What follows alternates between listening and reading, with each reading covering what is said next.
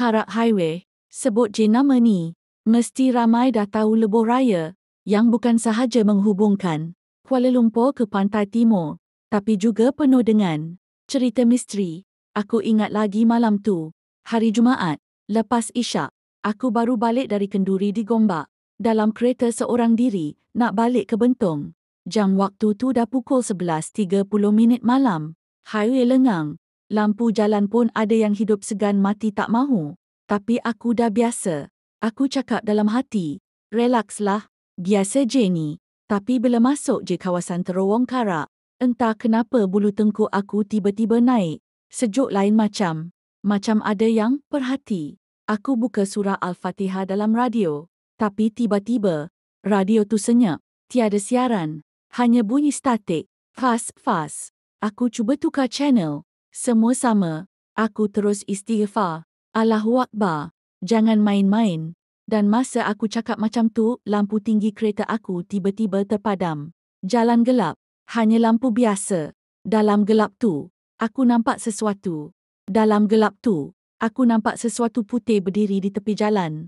Betul-betul lepas Terowong Karak. Mula-mula aku fikir mungkin plastik terbang, tapi tak. Bila aku dekatkan, benda tu tak gerak langsung. Tak goyang, tegak berdiri. Aku cakap dalam hati, jangan tegur, jangan pandang. Tapi mata ni degil. Aku terpandangkan juga.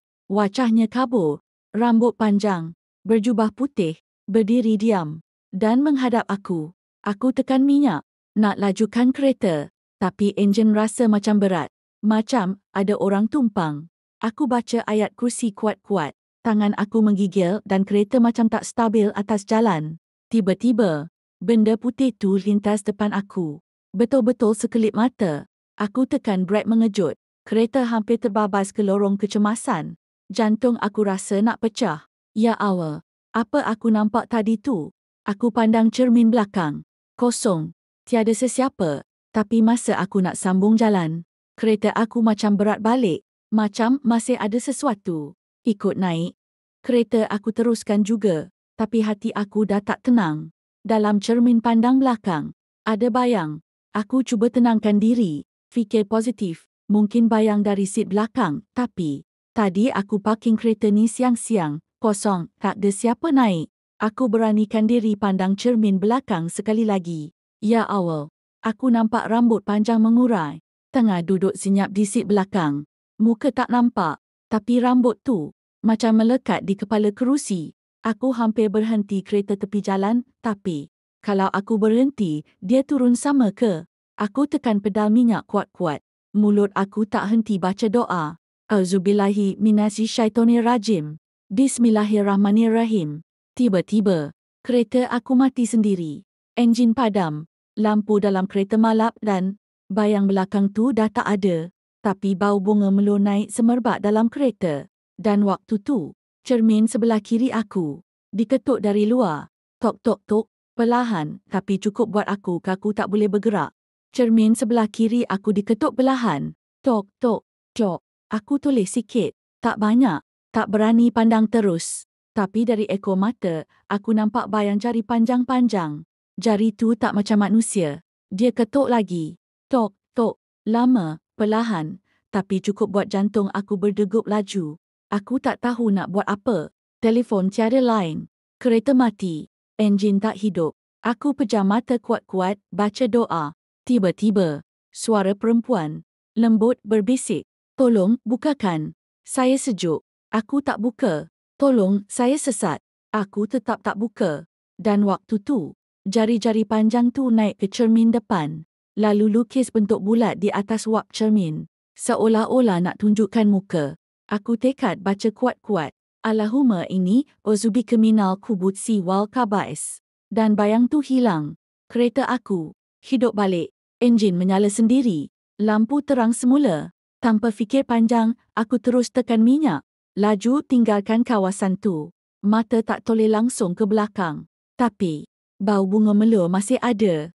Aku akhirnya keluar dari lebuh raya Karak dan masuk kawasan rumah. Tapi bau bunga melur tu masih ada dalam kereta. Padahal tingkap semua tutup rapat. Aku berhenti depan rumah. Masa nak buka pintu kereta, Lampu dalam kereta tiba-tiba berkelip, macam ada short circuit. Tapi aku tahu, bukan masalah elektrik. Aku melangkah keluar perlahan-lahan. Tutup pintu. Tekan alarm kereta. Tapi masa aku pusing nak naik rumah. Kenapa set belakang kereta aku beruap? Macam ada orang bernafas kat dalam tu. Aku tak berani tengok lama.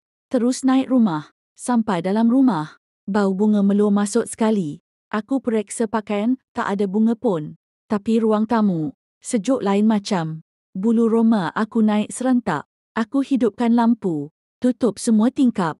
Pasang televisyen kuat-kuat kononnya nak hilangkan rasa takut. Tapi bila aku duduk, kerusi belakang aku berbunyi. Bunyi macam ada orang duduk pelan-pelan. Kruk. Aku tak nak toleh. Aku tak nak tengok. Aku baca ayat kursi. Dan masa aku buka mata, cermin televisyen, ada bayang perempuan rambut panjang. Berdiri belakang aku. Aku pusing. Kosong. Tapi bila aku tengok semula cermin televisyen, bayang tu dah makin dekat. Malam tu aku tak tidur langsung. Mata tak lepas dari cermin. Bayang tu masih ada. Tak bergerak. Tak bersuara. Tapi cukup buat jiwa aku rasa terperangkap dalam rumah sendiri. Pagi esoknya, aku panggil ustaz. Dia datang bawa air ruqyah. Azan dalam rumah. Dan bila azan berkumandang, televisyen terbuka sendiri. Channel kosong. Tapi ada suara perempuan menangis perlahan. Tangisan yang panjang. Seolah-olah menyesal. Ustaz baca kuat-kuat. A'udzubillahiminasyaitanirrajim. Bismillah. Dan tiba-tiba, kerusi belakang aku berbunyi kuat. Kruk.